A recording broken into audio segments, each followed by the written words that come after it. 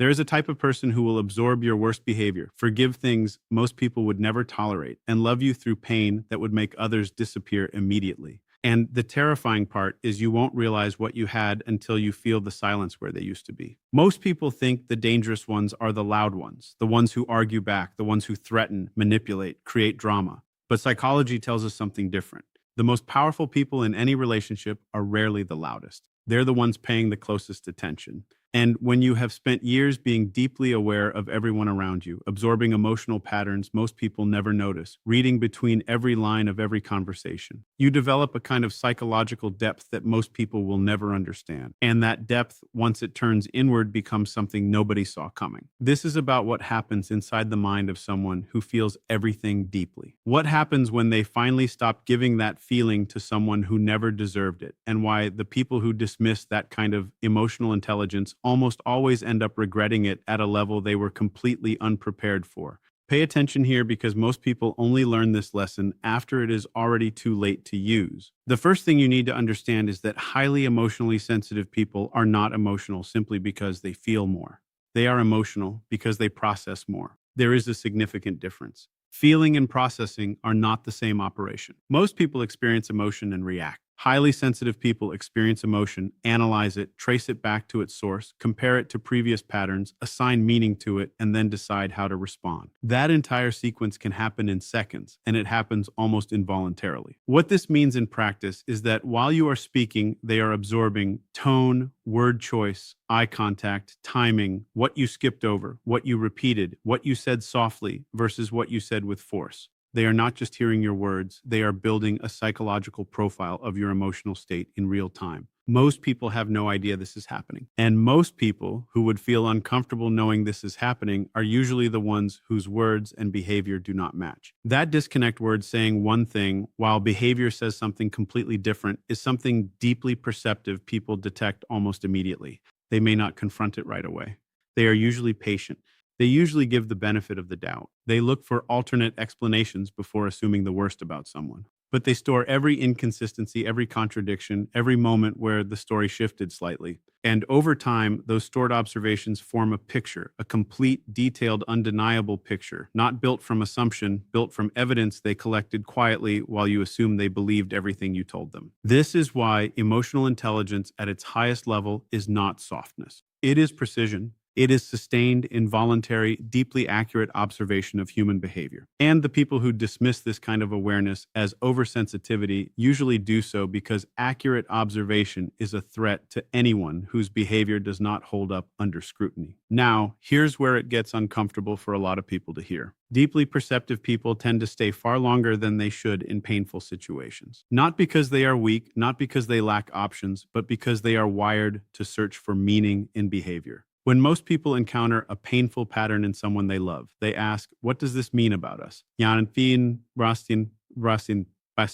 Emotionally sensitive people ask a different question. They ask, what is this behavior telling me about their pain? That shifting question changes everything. Because suddenly the harmful behavior is no longer a reason to leave. It becomes a puzzle to solve, a wound to heal, a broken part of someone they believe in, even when that person has stopped believing in themselves. This is both the most beautiful and most dangerous quality these people carry. Because you cannot pour meaning into something indefinitely without eventually confronting the truth of what it actually is. Think about someone you know, maybe yourself, who stayed in something painful far longer than made logical sense. Not because they were stupid, not because they lacked self-worth, but because they were trying to find the version of that person they believed existed underneath the damage. They were refusing to give up on the potential they saw. Even while the reality kept contradicting it, that experience, that specific kind of emotional exhaustion, is something deeply perceptive people know intimately. They have usually lived through multiple versions of it before they learn what they are about to learn. There comes a moment, and it is rarely loud, rarely dramatic, often completely invisible to the outside world, where something inside them shifts. Not breaks, shifts. The psychology behind this is more important than most people realize. Human beings are remarkably capable of enduring pain. What we are far less capable of enduring is meaninglessness. Pain with a purpose. Pain attached to growth. Pain that is part of a story moving somewhere is survivable almost indefinitely. But pain that loops, pain that repeats, pain that exists, not because something is being built, but because someone has decided your patience is simply available to them. That kind of pain eventually crosses a threshold no amount of love can extend past. And when deeply aware people cross that threshold, the response is not rage. It is not revenge. It is not even sadness in the traditional sense. It is clarity. And clarity in a person who already understands human behavior at a precise level is the most consequential thing that can happen to a relationship. Because the moment they stop interpreting your behavior through hope and start seeing it through pattern recognition, the entire emotional architecture changes. They are no longer asking what your behavior means. They already know what your behavior means. They have known for a while. What changed is they stop pretending they did not know. Most people experience that shift and get angry. They explode. They call, they send the long message. They demand explanation. But emotionally intelligent people often go quiet because they have already had the internal conversation. They have already processed the grief, the disappointment, the slow recognition of what was actually happening beneath the surface of every moment they misread as love. By the time they go quiet externally, they are already on the other side of the grief internally. And that internal processing is why people on the outside almost always say the same thing when these relationships end. They say, I never saw it coming. Everything seemed fine. They seemed okay. They never even told me they were upset. And that is precisely the part nobody understands. They did tell you not in a single dramatic moment. They told you in the slight change in how they responded. They told you when they stopped initiating. They told you when their answers got shorter. They told you when they stopped sharing the small things, the observations, the random thoughts they used to send you without thinking. They told you in 100 small, quiet ways that added up to a complete sentence. You just didn't have the emotional vocabulary to read it. And here's the part that catches most people completely off guard. While you were misreading the silence as contentment, they were preparing. Not preparing revenge, not planning something cruel. They were quietly, steadily, almost imperceptibly withdrawing the emotional energy they had been pouring into the relationship. Every deeply perceptive person has a finite amount of emotional investment. It is not unlimited. It only seems unlimited because it flows so naturally and so generously for so long that people begin to mistake it for a permanent feature of the environment like air conditioning or gravity, something that will simply always be there regardless of what you do.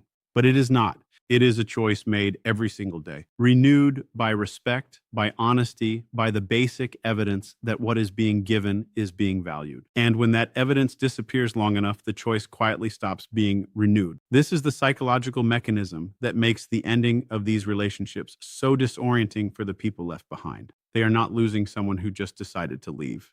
They are losing someone who had already emotionally left months ago. The physical departure is just the formality. The actual departure happened in dozens of quiet moments the other person never noticed, never addressed, never even registered as significant. By the time the relationship formally ends, the deeply aware person has already grieved, already processed, already rebuilt something internal that does not require the relationship to survive anymore. Which is why they seem fine, which is why their peace looks like coldness to people expecting them to fall apart. They are not cold. They are already free, and freedom to someone who expected them to need the relationship looks absolutely bewildering. Now, let's talk about what actually happens to the person who caused the damage, because this is the part people underestimate most dramatically. For a while, usually a short while, there is relief, especially for people who were emotionally immature in the relationship. People who use the deeply aware person's patience as a resource. People who made emotional mistakes and then leaned on the other person's capacity for understanding to avoid real consequences. When the relationship ends, the first feeling is often something close to relief. The accountability is gone. The awareness is gone.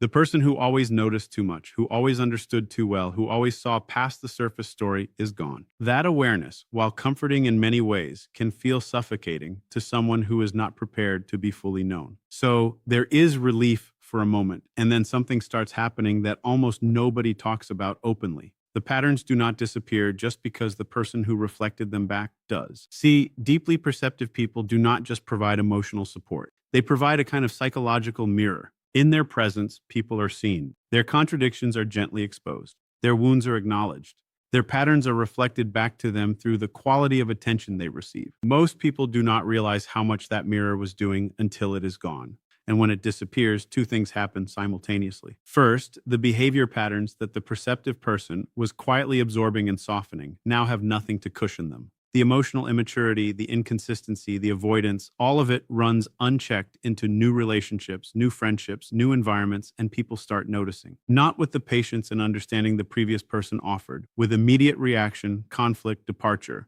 The world without that steady understanding present suddenly feels much harsher, much less forgiving. Second, and this is the one that creates real lasting impact, the perceptive person takes all that depth with them. They take the specific quality of attention they offered. They take the kind of listening most people have never experienced anywhere else. They take the emotional safety that made vulnerability feel possible. And here is the truth that hits people with a particular sharpness when they finally let themselves feel it fully. That depth cannot be replicated. Not because nobody else is capable of it in theory, but because what was built in that specific relationship, that specific accumulated knowledge of who you are underneath every version of yourself you show the world, does not exist anywhere else. It has to be rebuilt from scratch. And it takes years. And sometimes people search for it in person after person, relationship after relationship, and never find the same combination again. This is not about punishment.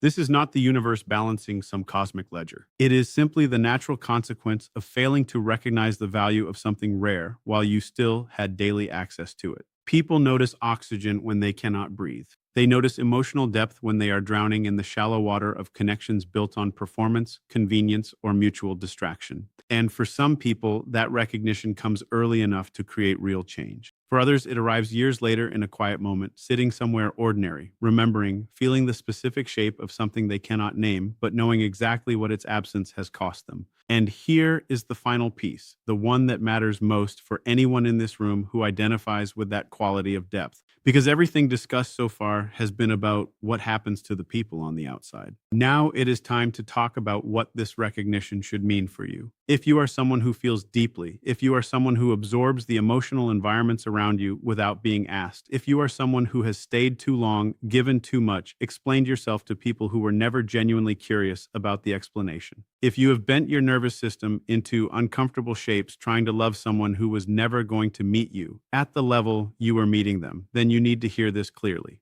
The capacity to feel deeply is not a flaw. It has never been a flaw. It is one of the rarest and most powerful forms of human intelligence that exists. But intelligence without application is just potential. And for a long time, many of you have been applying that intelligence entirely in the wrong direction outward toward people who were absorbing it without reciprocating it toward situations that were consuming it without deserving it. The transformation that changes everything is not becoming less sensitive. It is not building walls. It is not learning to feel less or care less or love less. That approach does not work, and it was never the answer. The transformation is learning to direct that same level of precision and awareness that you have always naturally applied to others inward, toward your own experience, toward your own needs, toward the honest recognition of what actually feels good versus what you have been convincing yourself is acceptable because changing it felt too difficult or too painful or too uncertain. When a deeply perceptive person stops pouring their awareness outward into people who do not value it and starts using that same awareness to understand themselves, everything changes. They start recognizing patterns in their own choices. They start noticing the early signals they use to override. They start honoring the internal discomfort they use to explain away with reasons about other people's pain or other people's potential or other people's circumstances. And they start understanding, maybe for the first time, that their nervous system was sending them accurate information all along. They were just too committed to someone else's comfort to let themselves listen to it. This is where the evolution begins. Not the performance of strength, not the rehearsed confidence that comes from pretending not to care. Real, quiet, earned, lived in self-rust. The kind that comes from surviving the thing you were most afraid of and discovering on the other side of it that you are still intact, still whole, still capable of extraordinary depth. But now that depth has direction, it has intention. It has a boundary. Not a wall, a boundary. The difference matters because walls keep everything out. Boundaries let the right things in while keeping the harmful things at a safe distance. A person who has learned this, who has earned this, through the specific kind of pain that comes from loving without being loved back at the same level, who has rebuilt themselves, not by becoming harder, but by becoming more honest with themselves about what they deserve and what they will no longer accept. That person becomes quietly extraordinary. Not in a way that makes noise, in a way that changes the quality of everything they touch. Their relationships become more intentional. Their investments of time and energy become more precise. Their peace becomes something they guard not out of fear, but out of genuine understanding of how rare it is and how much it costs to find. And the people around them feel it immediately, not because they announce the change, but because the energy is different. The availability is different. The desperation is gone. And when desperation leaves, dignity fills the space. This is the trajectory. Not immediately, not painlessly, not without confusion and difficulty and moments of wondering whether staying in the easier, more familiar version of yourself was the better choice. But eventually, for anyone willing to do the internal work, this is the trajectory. You do not become someone who loves less.